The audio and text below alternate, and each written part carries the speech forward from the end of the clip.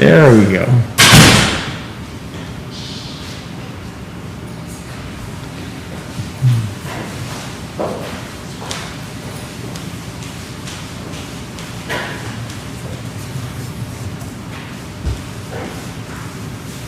We're waiting on you.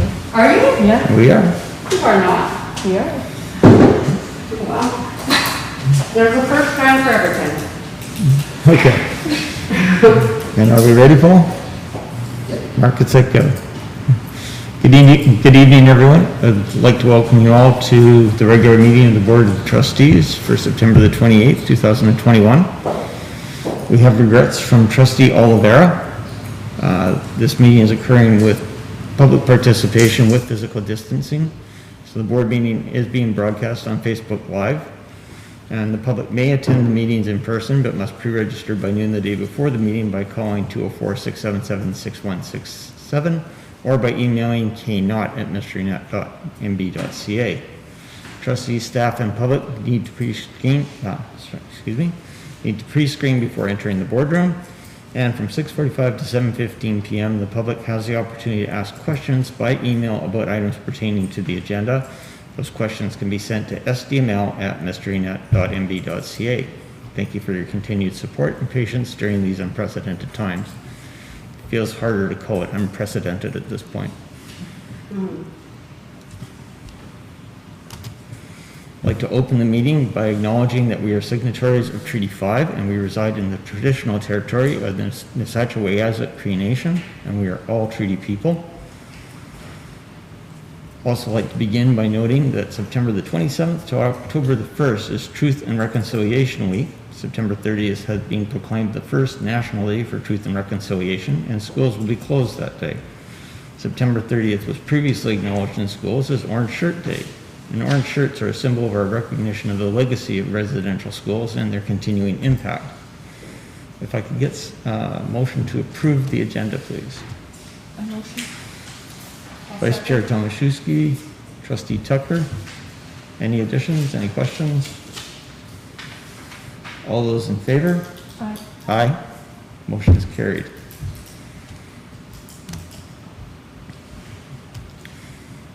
Can I get a motion for the adoption of the minutes for our reorganizational meeting, which occurred on September the 14th, please? I'll motion. Vice Chair Tomaszewski, Trustee Cripps. Any questions, any corrections? All those in favor? Aye. Aye. Aye. Motion is carried. We have no delegations and no business from the previous meeting. So Superintendent of Human Resources and Policy, please. All right, ladies and gentlemen, I've provided you with a written report and a number of meetings with regards to the theme COVID.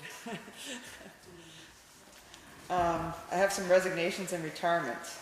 Maureen Cox submitted her letter of retirement. She was employed with the district for 12 years and she worked with as an educational assistant in Artie Parker, Deerwood, Westwood, and she retired from her position at Juniper. Laura DeShane submitted her letter of retirement. Ms. DeShane has been employed with the district since 1990. She spent, I believe, what was the bulk of her career at Wapanuck School. I remember her time her being at the high school, but between Eastwood and then later the name changed to Wapanuck, she spent the bulk of her career there. Vicki Fudge submitted a letter of resignation. Ms. Fudge has been employed with the district since 2007 and worked as an educational assistant at Westwood and Juniper School. Brenda Fayant submitted her letter of resignation. Ms. Fayant has been employed with the district since 2011 and worked as an educational assistant at Wapanuck and as well as Artie Parker. Shelley Flores submitted her letter of resignation. Ms. Flores has been employed since 2017 and worked as an educational assistant at Westwood and Artie Parker. On behalf of the School District of Mystery Lake and the Board of Trustees, we wish them all well in their retirement, and for those that are moving on to other things. That's it. Any questions? Thank you. Superintendent of Educational Services and Programming, please. Everybody has my report. Again, lots of meetings around vaccinations and public health, and also with school planning and providing that data. So right now we're working on the community report for the 2021 school year.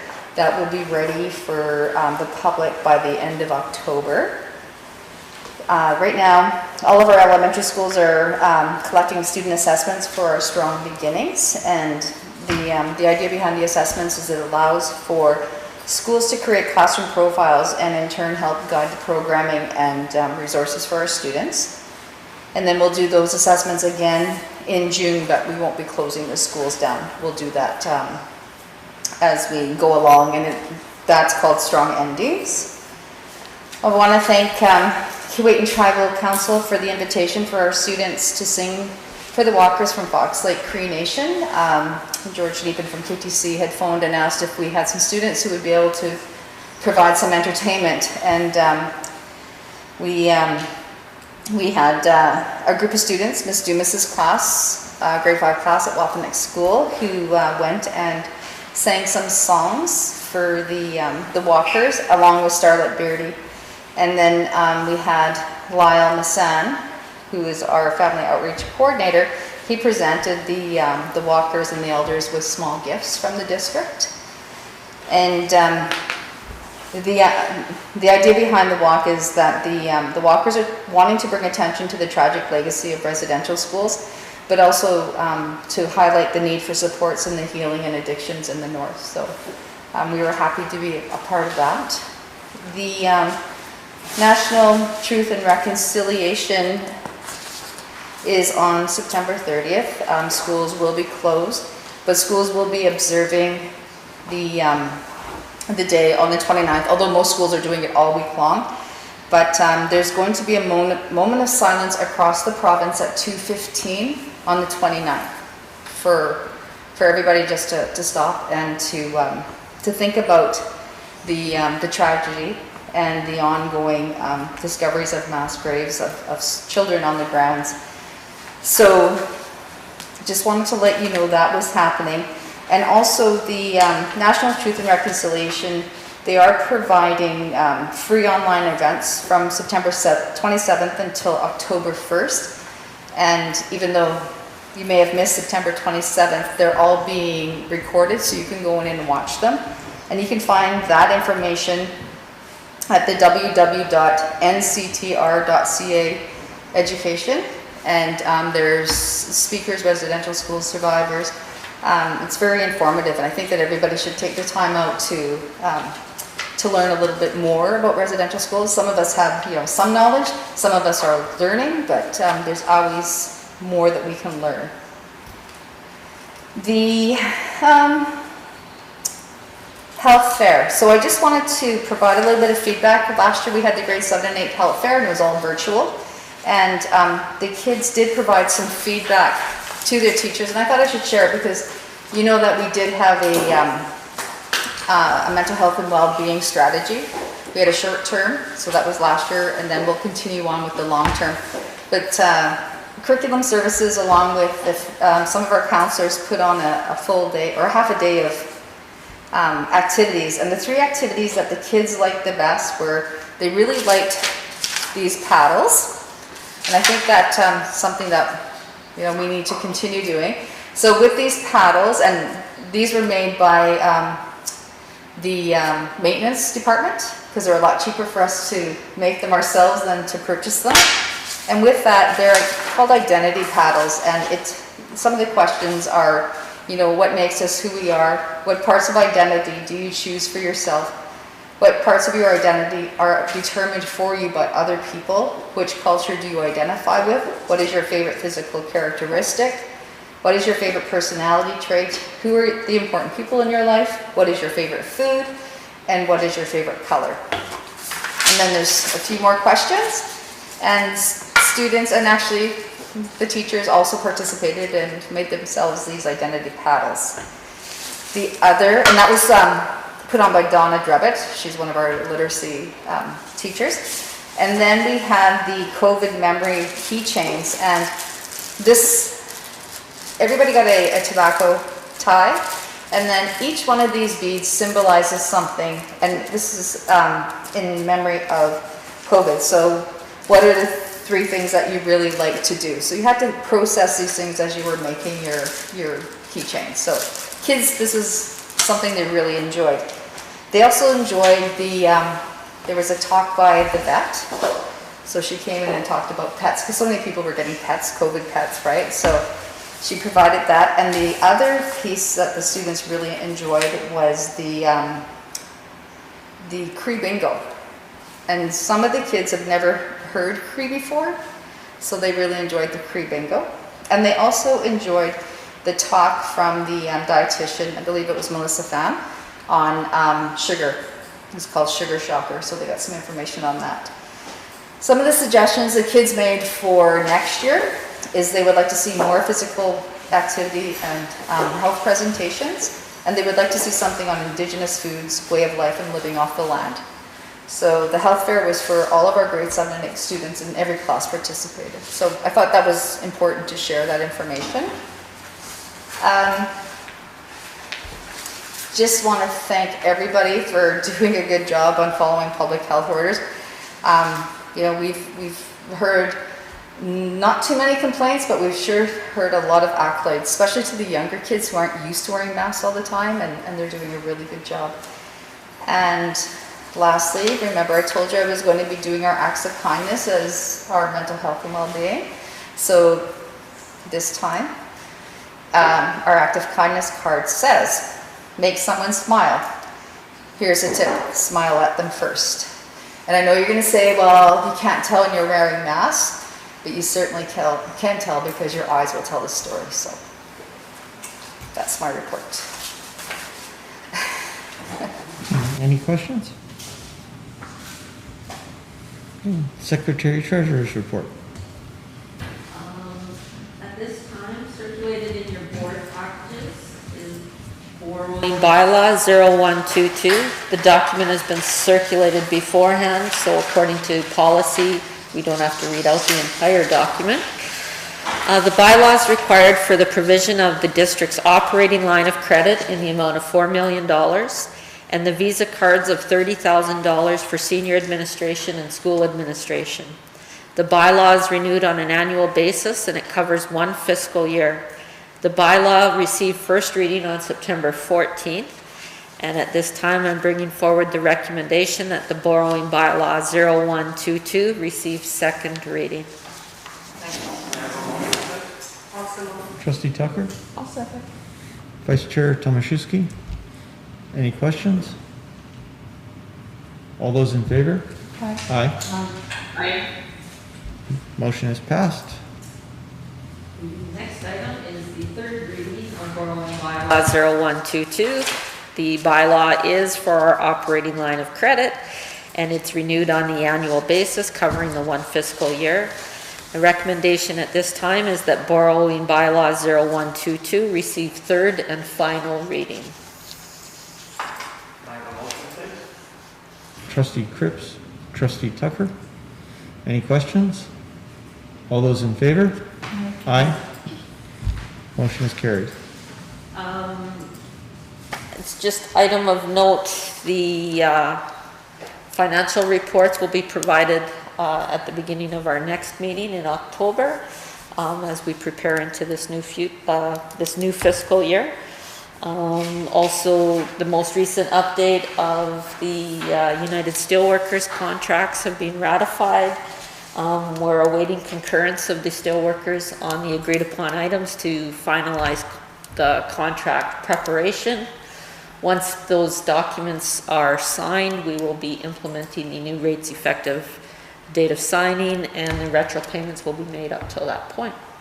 So we're working closely with the steelworkers to receive their final input to get that completed. That's everything. Any questions? Okay, we have no new business. Under correspondence, Minister Cullen has issued a proclamation that September 27th to October 1st is School Support Staff Recognition Week. And it reads, whereas the Manitoba government declares September 27th to October 1st, 2021 as School Support Staff Recognition Week in honor of the work done every day by school support staff for Manitoba students in kindergarten to grade 12 schools. School support staff work in a variety of occupations such as attendance officer, bus driver, educational assistant, clerical support person, community liaison worker, courier, custodian, food service worker, IT support, computer person, laborer, utility worker, library technician, maintenance tradesperson, mechanic, safety officers. And school support staff perform a very important role in schools and the function of Manitoba's education system and in helping to keep children safe during the COVID-19 pandemic. School support staff help schools ensure that the education our students receive is engaging and of high quality, preparing them for lifelong learning and participation in a socially just, democratic, and sustainable society. It is appropriate the school support staff are acknowledged and thanked for their contribution and commitment to the education of students. And with that, I think we would add our thanks to it. Don, Simon can't hear you very well. If you could speak up. I can try. It's hard. Sorry, Simon. Thanks for letting me know. In other correspondence, we have a standing item from Manitoba School Board Association. They send out a monthly e-bulletin that is available as part of the meeting minutes and is available on our website. It includes a message from President Alan Campbell thanking everyone for their contributions to local voices, local choices, and its role in the withdrawal of Bill 64. Also notes that the Curriculum Advisory Panel has been appointed. That's all but one of the advisory panels announced under the K-12 review have now been established. It also provides links to a Doctors Manitoba webinar on risk reduction strategies for the return to school, and as well as links to activities for Truth and Reconciliation Week. Also in MSBA correspondence is the annual general meeting and regional meetings were originally scheduled for early September in anticipation of public hearings for Bill 64. And with the bill withdrawn, the meetings revert to their normal schedule, and we'll have the AGM on November the 27th and a regional meeting on December the 1st, and both meetings will be virtual. With that, we have committee reports. My bet is only one committee has met so far, correct?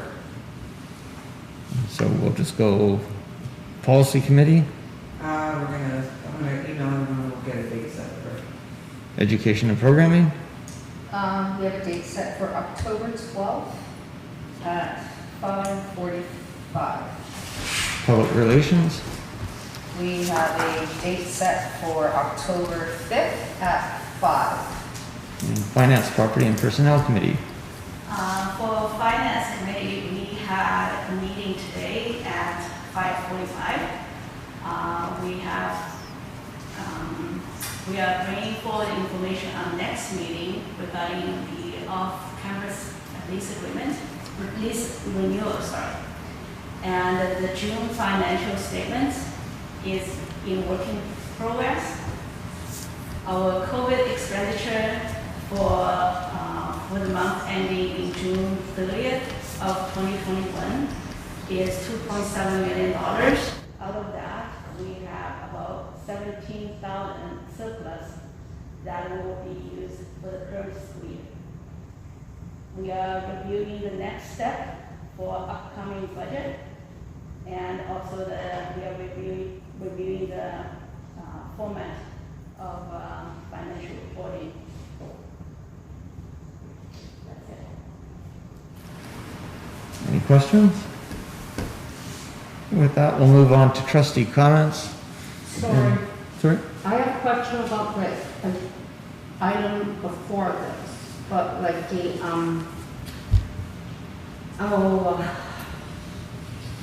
MSBA bulletin. Right. Of interest to me is the Curriculum Development Committee, the Curriculum Advisory Panel, and as I know, I can't see us on there. Can anybody speak to me about, or speak to why there's no Northern representation on the Curriculum Advisory Panel? So this is back to part of the BEST strategy, and people were to put their names forward, and we decided as a district that we were going to concentrate on this district. This happened prior to Bill 64 possibly being revoked. So, yeah, we just didn't put her name forward. But they still seem to be going ahead with it, so I'm wondering if we should, because what we don't want is somebody saying, let's pull this stuff up, let's pull up the Indigenous content and go, and let's remove sex education, and, you know, I'm really concerned when there's curriculum review.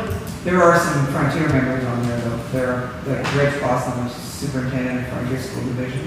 He'd be on there. Is there? I'm not sure. Not the curriculum one, is Not he? the curriculum one, I'm sure. What is it? He's on engaging parents, I think. A lot of that Maybe it's poverty. vetted go through mass, so, yeah, he's on the already strategy. Okay, so if it's better through something that you sit on. And also I sit on the IDAC, which also has a chance to go through some of that stuff, so. All right, because whenever people are chosen for curriculum review, I just get really nervous, And all those people put their names forward. right, which makes me even more nervous. Let me just, after the meeting, I'll go through the list with you, just, Okay, I great, have to find the email first. thank you. There's a link on the bulletin that MSBA sent out. That's how I'd just like to see us represented at, you know, at the same time, I understand that there's only 2 of you. And you can only be stretched so far. Sorry for. No problem, no. Trustee comments. Trustee Aziz, would you like to start? I would say on the behalf of the school board trustees, good luck to all who have submitted their letter of recognitions. All the best for them. Thank you. Trustee Anderson?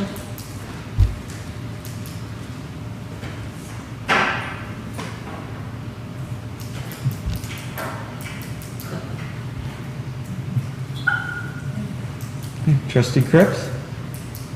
I just want to say on the 30th, which is the National Day for Truth and Reconciliation, rather than take a day off as a holiday, please take a moment to reflect and to remember those who, you know, who suffered and in that system. Trustee Tucker. Thanks. That's, yeah, I'd really like to echo what Trustee Krebs just said. There's another couple of events coming up, one being the Missing and Murdered Indigenous Women and Girls Walk and Memorial. I believe it's on October the 4th. Anybody know? Yeah. And also just kudos to whoever arranged that fantastic weekend for you know, the basketball players of the high school who had our own Adriana crew come up with the Branded Bobcats, and nobody was allowed in, but, you know, just by the the tweets, not the Twitters. The tweets that I read, I mean, it was a really good time that was held by all. And I'm just so glad to see a little bit of normal, right? And yeah, just great work for everybody for wearing masks. It's such a pain, and I'm just so proud of everybody who's, you know, keeping the numbers down in the north. Way to go. Trustee Tomaszewski. I'd like to echo Trustee Cripps and Trustee Tucker the same, and welcome back everyone. I hope the first 2 weeks have been an easy transition. I'd just like to say it would have been awfully nice to be able to get inside R.D. Parker and see that. And